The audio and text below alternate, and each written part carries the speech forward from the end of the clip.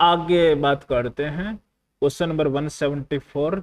आप ध्यान से देखिए, ये बस ट्रिकी क्वेश्चन है। क्वेश्चन इजी है लेकिन थोड़ा सा ट्रिकी है। इसमें देखिए क्या बोल रहा है कि find the sum of squares of real roots of the equation. ये अपन को इक्वेशन दिया है, इसके जो रूट्स आते हैं रियल, उनके स्क्वायर्स का सम बताना है। ठीक है, तो ये अपन को दिया है equation x times x+1 into x+2 into x+3 equals to 120 by quadratic equation है। तो आप ध्यान से देखिए, इसमें कुछ आपको सिमिलरिटी दिखेगी। वो क्या, आप x और इसको लो लास्ट वाले को, ये बनेगा x² + 3x। जब अपन बीच वाले दो को मल्टीप्लाई करेंगे तो भी वहां से x² + 3x बनता हुआ दिखाई देगा आपको। तो अपन x² + 3x को अपन t रिप्लेस करेंगे। ठीक है, तो अपने पास ये बन गया x² + 3x into x² + 3x + 2 equals to 120। ठीक है, तो मैंने अज्यूम कर लिया कि ये t है। ठीक है, तो ये अपने पास बन गया t times t + 2 equals to 120। Clear, तो यहां से बन गया t² + 2t - 120 equals to 0। Quadratic equation बन गया। तो इसको तो अपन फैक्टराइज फॉर्म में लिख सकते हैं। कैसे, t² + 12t - 10t - 120 equals to 0। t times t + 12 - 10 times t + 12 equals to 0। तो यहां से एक टी की वैल्यू आ रही है 10 और एक टी की वैल्यू आ रही है -12। ठीक है, तो अपन ने टी की अज्यूम किया था x² + 3x को, तो ये बन गया x² + 3x इक्वल्स टू 10। और एक बन गया अपने पास x² + 3x इक्वल्स टू -12। तो यहाँ से अपने पास बन गया x² + 3x - 10 इक्वल्स टू 0। ठीक है, तो इसके तो रियल रूट्स आ रहे हैं, क्योंकि इसका डिस्क्रिमिनेंट क्या है, पॉजिटिव है, तो इसके रियल रूट्स आ रहे हैं। तो अपन ने उसके रूट्स को मान लिया अल्फा बीटा। यहाँ से देखो अपने पास बन रहा है x² + 3x + 12 इक्वल्स टू 0। तो इसका डिस्क्रिमिनेंट नेगेटिव आ रहा है। ठीक है, तो इसके रूट्स रियल नहीं आएंगे, तो उसको तो नहीं देखना। ठीक है, यहाँ से कोई भी रियल रूट नहीं आएगा। यहाँ से रियल रूट आ रहे हैं अल्फा और बीटा। तो इन्होंने पूछा था स्क्वायर्स का सब, मतलब अल्फा² + बीटा² का वैल्यू बताना। तो ये अपने पास बन गया अल्फा + बीटा का whole square -2 times alpha beta. तो ये अपने पास बन गया अल्फा + बीटा मीन्स 3 का whole square -2 times alpha into beta. ये कितना हो गया, -10। तो ये हो गया अपने पास 9 + 20 कितना हो गया, 29। तो फर्स्ट क्वेश्चन का जो करेक्ट आंसर होगा वो होगा 29। यदि आप ड्रॉपर हो तो आपके लिए ये क्वेश्चन आसान हो सकता है, इजी हो सकता है, लेकिन कुछ बच्चे 11th में हैं, वो इन क्वेश्चंस को देख रहे हैं, उनको फॉलो कर रहे हैं, तो उनके लिए हो सकता है कि थोड़ा टफ हो। मतलब आप ऐसा ना सोचिए कि सर ये इतने बेसिक क्वेश्चंस क्यों करा रहे हैं। ये बेसिकली इनका मकसद ये है कि आपका कॉन्फिडेंस बिल्ड हो। ठीक है, यदि मैं सारे क्वेश्चन से टफ लेने लगूंगा तो आप आउट ऑफ गेम हो जाओगे। ठीक है, इसलिए थोड़ा कॉन्फिडेंस मेंटेन करना बहुत जरूरी है। जब भी एडवांस का पेपर होता है तो उसमें सारे क्वेश्चंस टफ नहीं होते हैं, ये आप हमेशा देखना। कुछ क्वेश्चंस बहुत इजी होते हैं। ठीक है, तो आप ध्यान से ट्राई करिए, सब चीजें धीरे धीरे क्लियर हो जाएंगी। ठीक है, नेक्स्ट प्रॉब्लम आपके सामने ये था। ठीक है, बी पार्ट। इसमें इसमें बोल रहा अपन से कि the product of all real values of arcs satisfying, ये अपन को इक्वेशन दिया है। ठीक है, इसको सेटिस्फाई करने वाली जितने भी वैल्यूज है उनका प्रोडक्ट फाइंड आउट करना।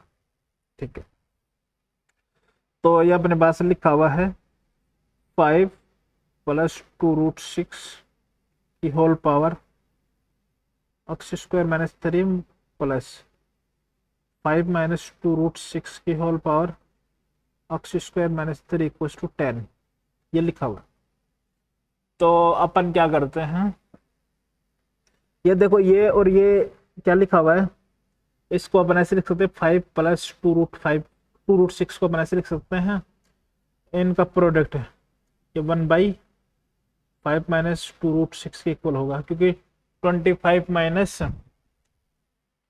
24 1 ही होगा, तो इन दोनों का प्रोडक्ट कितना आ रहा है, 1 आ रहा है। ठीक है, तो यहाँ से अपन इसको ऐसे लिख दिया, तो अपन इसको क्या लिख सकते हैं, इसको टी ले लिया और वो अपने पास हो जाएगा 1/t = 10।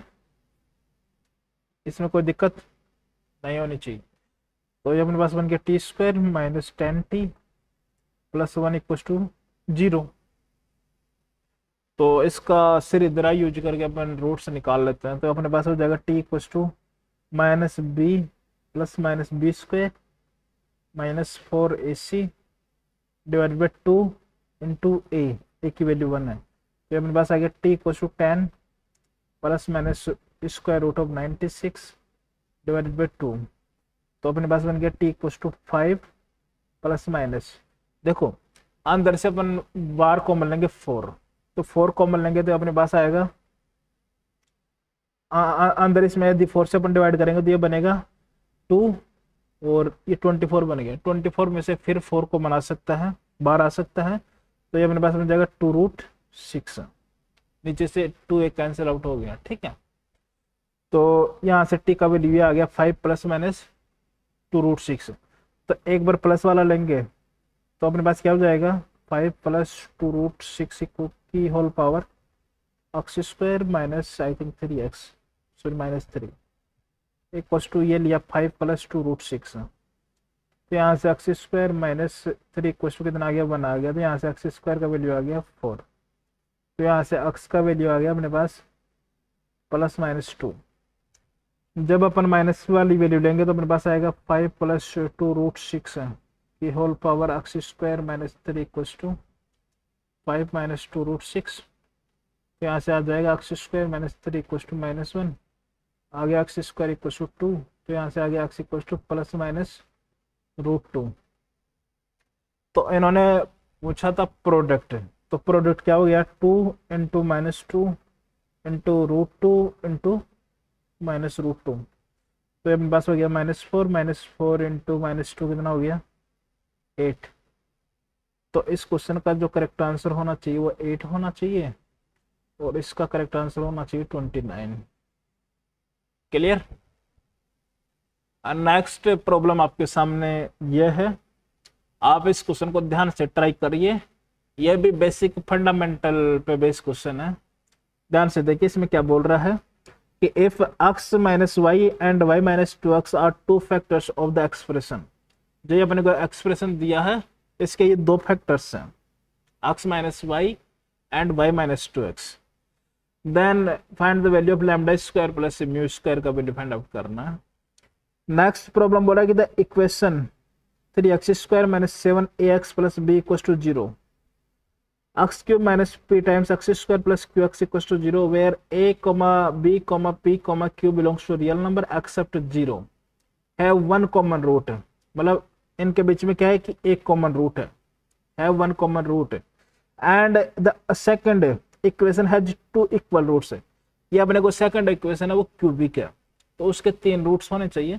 तो इन्होंने बोल दिया है कि एक रूट तो इनमें क्या है, कॉमन है, और जो दूसरे इक्वेशन है उसके 2 रूट्स इक्वल हैं। ठीक है, तो find the value of 3q plus p divided by AP। ठीक है, इसमें मैंने थोड़ा सा टाइप करने में मिस्टेक कर दिया था क्वेश्चन में, यहाँ पे q है लेकिन यहाँ पे इसको चेंज कर लेना, इसको चेंज करके आप यहाँ पे p कर लेना, जिससे कि एक न्यूमेरिकल वैल्यू आ जाएगी। ठीक है, इससे नेक्स्ट प्रॉब्लम आपके सामने यह है। इसमें बोला कि if the quadratic equation 3x² plus ax plus 1 = 0 and 2x² plus bx plus 1 = 0 have a common root, मतलब इन दोनों के बीच में एक कॉमन रूट है, then the value of the expression, इसका वैल्यू बताना है। ठीक है, और इससे नेक्स्ट प्रॉब्लम आपके सामने यह है कि find the least value of a for which the at least one of the roots of the equation, इसका कम से कम एक रूट है, इज ग्रेटर देन 2।